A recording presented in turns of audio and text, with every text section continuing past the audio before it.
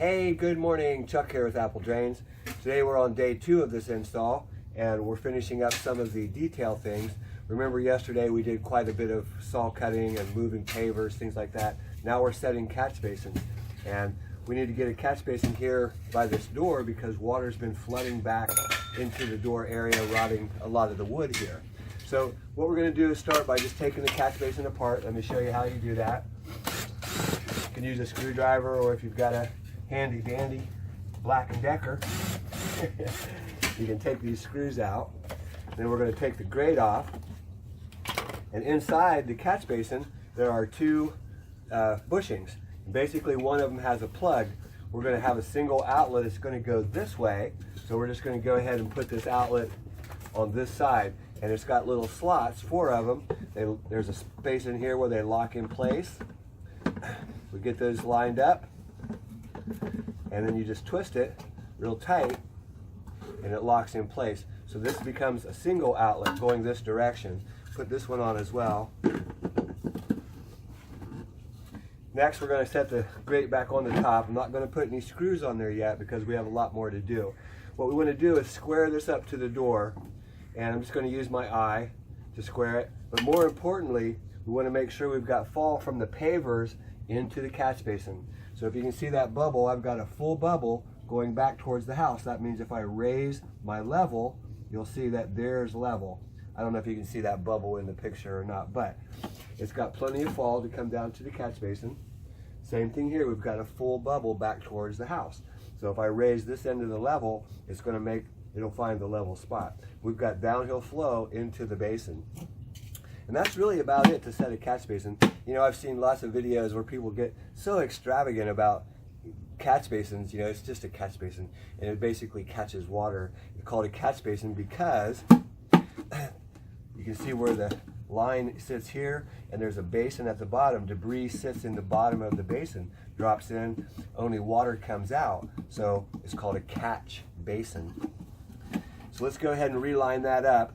The other thing we're going to do is we're bringing an 1.5 inch PVC pipe from the sump pump on that side of the house. It's going to come around. I'm going to drill into the side of this basin to attach it, and then from here gravity is going to take it out to the lake.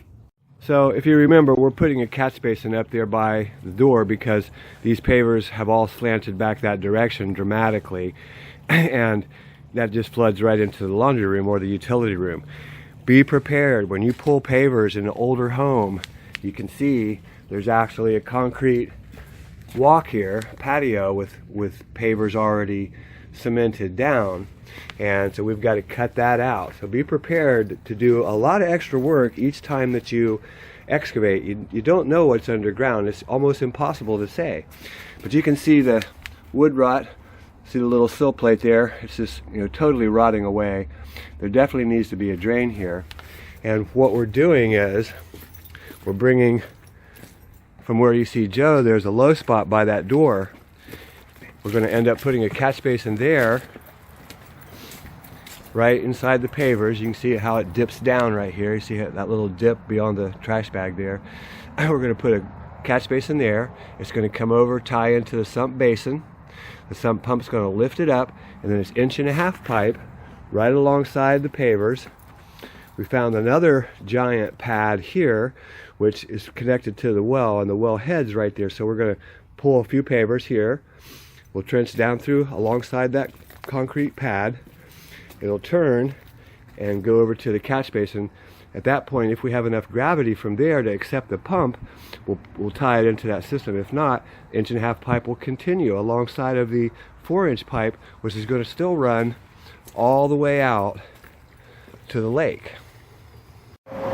Okay, so we just have this last little section to cover, then we'll blow it all off, and we're pretty much done except for the concrete of the channel drain, which we will do tomorrow morning.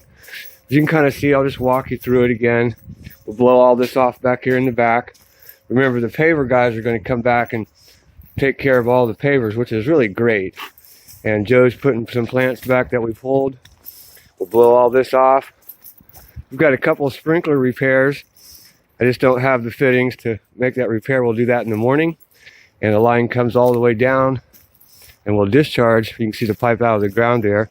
There's another sprinkler down there. A lot of them through this backyard. But we'll make that repair and cover it all up. We're all done.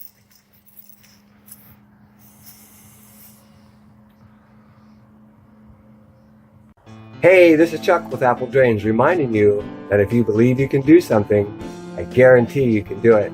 Have a great day, and happy St. Patrick's Day.